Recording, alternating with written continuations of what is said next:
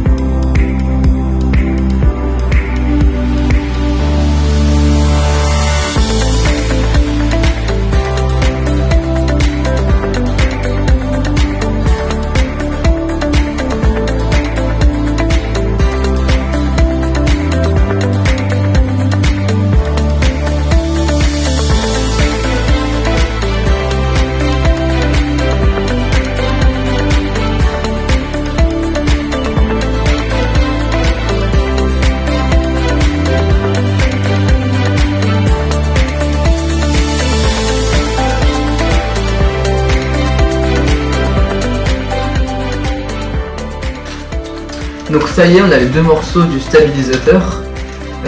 Donc ces deux-là, donc c'est plutôt pas mal. Donc le film plastique a bien fonctionné, donc c'est du simple film alimentaire. Et ça évite que la fibre de verre accroche sur le dépron, sinon c'est une vraie catastrophe. Je vous montre un premier essai, l'époxy s'est infiltré dans le dépron et ça a donné ça, complètement inutilisable. Donc ils sont tous les deux constitués de deux couches de 160 grammes par mètre carré, sur lesquelles j'ai ajouté un longeron en dépron, lui-même recouvert d'une couche de 280 grammes par mètre carré, ce qui rendait le stabilisateur beaucoup moins souple. On voit, c'est beaucoup plus solide que sur l'autre, où il n'y avait rien, qui était beaucoup plus souple. J'ai aussi réalisé un fourreau de clé d'aile, donc pour le stabilisateur. Donc ça, donc pareil en fibre de verre comme l'autre, comme le reste. Et donc ça se mettra là et ça permet de glisser la clé d'aile pour comme le stabilisateur sera démontable pour la fixation. Donc il reste plus qu'à découper toute la fibre de verre qui dépasse, installer les nervures, découper le plan fixe pour le séparer du plan mobile, installer donc les nervures, les charnières, et donc c'est parti.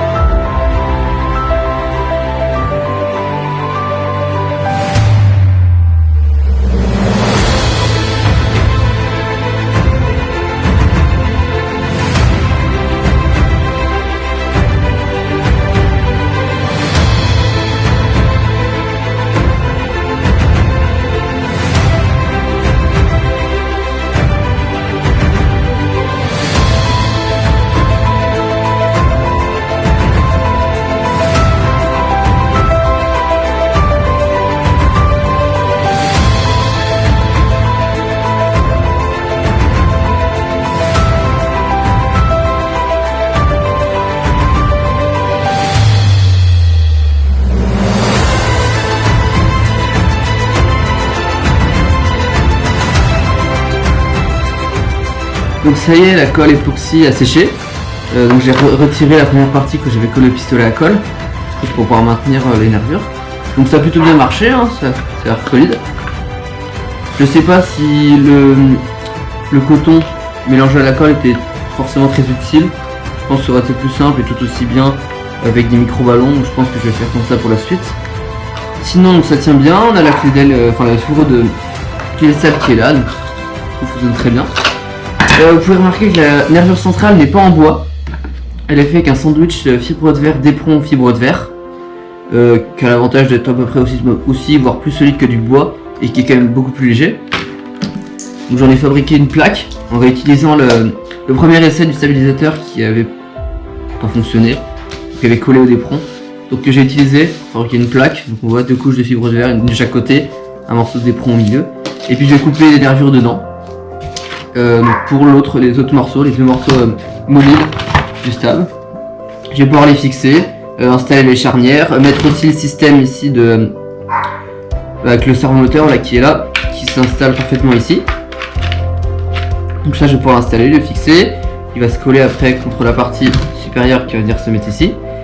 Donc on va pouvoir mettre le système d'articulation là. Ça permet d'avoir un seul cerveau et pas de cerveau dans les parties mobiles. Donc ça évite déjà d'avoir des câbles à brancher.